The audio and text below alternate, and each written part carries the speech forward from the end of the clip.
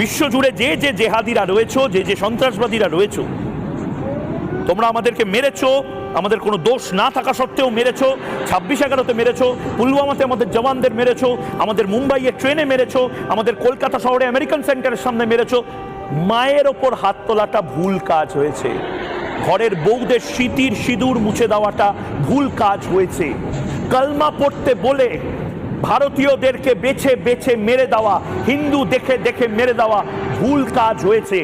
কলমা যদি না পড়তে পারো তাহলে মেরে দেব, এটা বলা ভুল কাজ হয়েছে। এবং সবচেয়ে বড় ভুল কাজটা কি হয়েছে জানেন?